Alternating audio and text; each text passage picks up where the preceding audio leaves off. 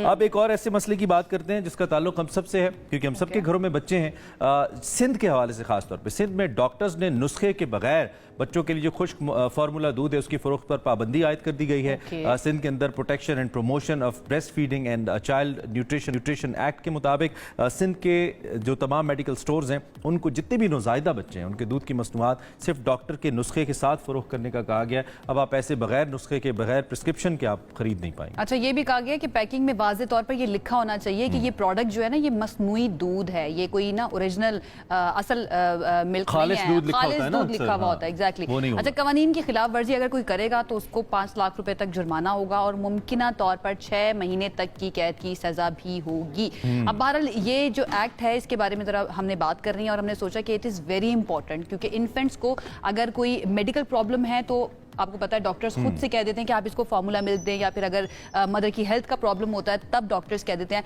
लेकिन इसको मिसयूज भी किया जाता है, एक्सप्लॉइट भी किया जाता है। बहुत सारी मदर्स जो हैं या पेरेंट्स जो हैं वो खुद से ही फार्मूला मिल्क की तरफ चले जाते हैं। अब बाकायदा इस एक्ट के बाद कहा गया है कि जब तक डॉक्टर का प्रिस्क्रिप्शन नहीं होगा तब तक आप नहीं खरीद सकते हैं फार्मूला मिल्क। इसमें मजीद बात कर लेते हैं। हमारे साथ इस वक्त पाकिस्तान पेट एसोसिएशन के साबिक सेक्रेटरी जनरल डॉक्टर खालिद मौजूद हैं। उनसे जरा पूछते हैं कि वो इस एक्ट को कैसे देखते हैं, क्योंकि मेरे ख्याल में इसके प्रोज के साथ कुछ कॉन्स भी हैं।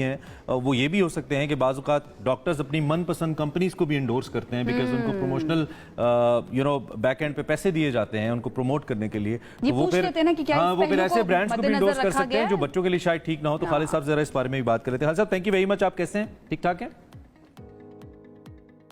जनाब खैरियत से जनाब। Thank you for joining us. सबसे पहले थोड़ा सा आपने जारी बात है ज्यादा डिटेल्स में पढ़ा होगा इस एक्ट को, थोड़ा सा हमारे लिए इसको अनफोल्ड कीजिए। ये एक्ट क्या है और कैसे मुआवनत करेगा पेरेंट्स की?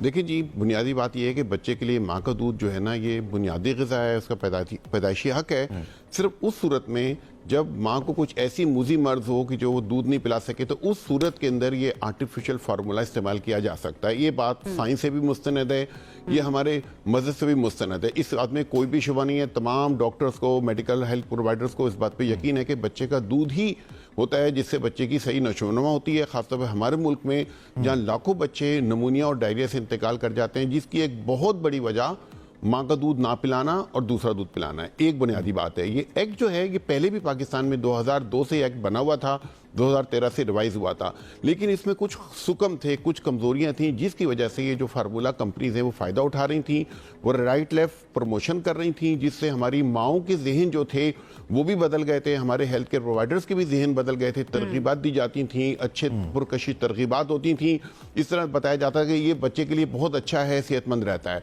तो बच्चा पैदा होते ही माँ की भी ख्वाहिश होती थी कि जी उसको ऊपर का दूध पिलाएं ताकि वो सेहतमंद हो।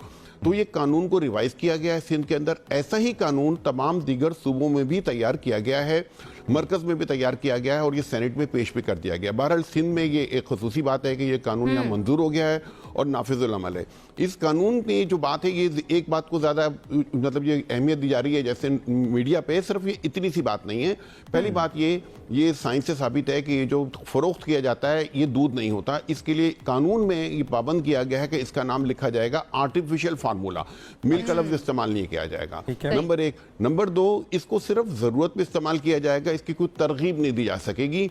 3 साल तक की उम्र के बच्चों की जो भी ग़िज़ाई चीज़ें होती हैं जिसमें मिल्क के अलावा दीगर चीज़ें भी हैं, विनिंग प्रोडक्ट है जिसे कहते हैं ठोस ग़िज़ा, उसकी टेलीविज़न पर, रेडियो पे, टीवी पे कहीं पर भी इश्तिहार नहीं दिया जा सकेगा। जैसे PSL वगैरह है, क्रिकेट मैचों में स्पॉन्सर करते थे, तो ये नहीं किया जा सकेगा। ये कानूनन इस वक्त जुर्म है सूबा सिंध में और इंशाल्लाह पूरे पाकिस्तान में भी ये नाफिज़ुल अमल हो जाएगा। हमारे मुल्क के अंदर कानून तो होते हैं लेकिन इम्प्लीमेंटेशन एक मसला बन जाती है। इसके अंदर कुछ बताया गया है कि इसको इम्प्लीमेंट किस तरह से किया जाएगा, चेक एंड बैलेंस किस तरह से होगा कि फार्मेसीज के ऊपर या फिर स्टोर्स के ऊपर इस तरह के जो फार्मूला मिल्क हैं वो नहीं बिक रहे?